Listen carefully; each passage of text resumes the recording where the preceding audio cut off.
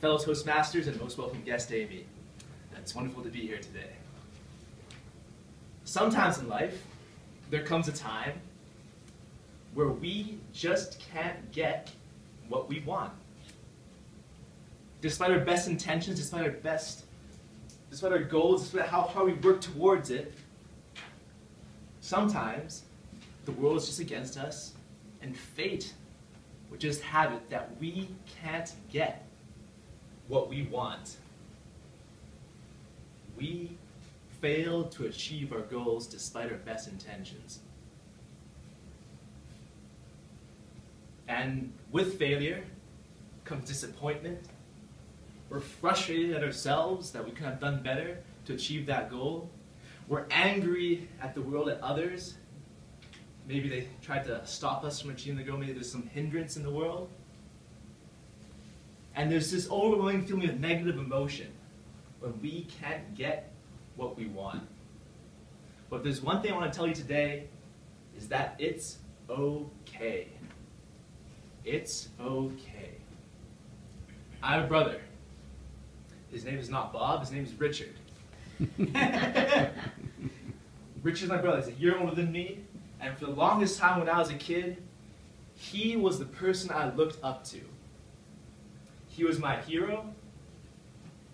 He was who I wanted to be so much. So much. One of our shared passions was hiking. We're both very much involved in the Cub Scouts Association community. We love going to the outdoors, we love hiking, we love going back into nature. And one of the very first activities that we did was we had the opportunity to carve our very own hiking sticks, our very own walking sticks. This is mine, this is my brother's. And in retrospect, looking back at it now, I can't help but see, when I look at these walking sticks, how they are carved, how we selected our own branches, how we carved them ourselves. I can't help but see and how telling they are about how they represent us, how they represent our personalities, our character, and our aspirations at the time.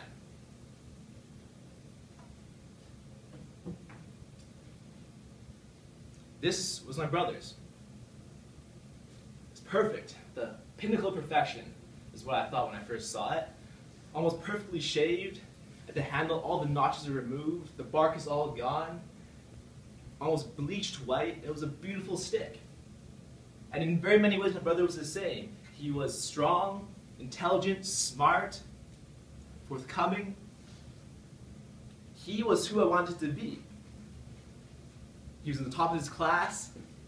He double majored. He was a biomedical engineer as well as a chemical engineer, as well as had a minor in environmental engineering. And now he's in med school, entering his first year of residency down in Florida. Wow. How I aspired to be my brother. This was what I wanted to be. And this was me.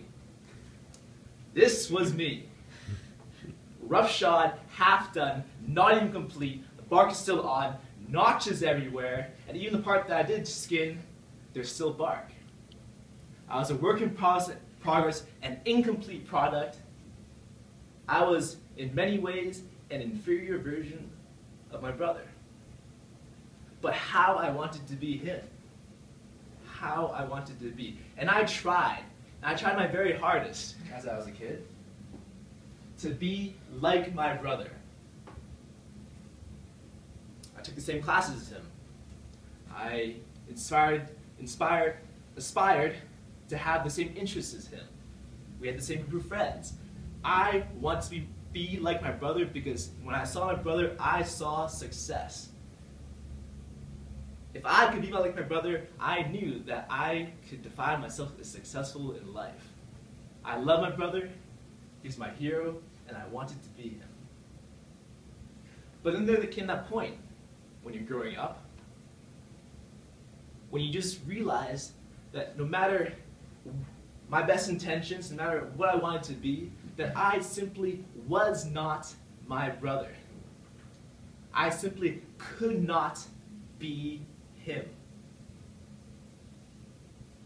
And that was, as you know, young teenager, that was a very hard thing to accept. That I had failed to become like my hero, like my brother. That which I aspired to. But it was in my failure to become my brother, that I discovered myself. Conan O'Brien, a very famous talk show host, famously said, "It is our failure to achieve, it is our failure to become the pinnacle of success, what we define as the pinnacle of our success in life, that makes us unique." And looking back in retrospect, I could not help but see that that was true. In high school, when I was applying to university, I made that decision. I decided that no, I did not want to become like my brother. I'd become like myself. I did not want to become a doctor. I would go into business, so I went to business school. And the change did not stop there. That's the most wonderful thing. The change did not stop there. After my first year of high school, of university, I realized that business was too dull. I drew an interest in writing, a passion for writing, in social sciences. I changed my major, changed to international relations. I felt great. A year later, my second year of university, I changed again. I became very deeply involved in my investment group with my friends, and I realized that I not only wanted to trade in word, but trade in numbers as well. I wanted to go into finance, I wanted to go back into business. And in my final year of university, my fourth year, I made another change. I became very involved in my classwork and internships in operations management. My final thesis was in operations management. It was not in finance, it was not in social sciences. It was about logistics in southern China, a far cry from my original goal. But I digress. To quote a most cherished song that I love by Edith Piaf, "Non, je ne regrette rien." No, I regret nothing. And I truly do not regret anything. I do not regret the decision I made back when I was a kid not to follow and be like my brother.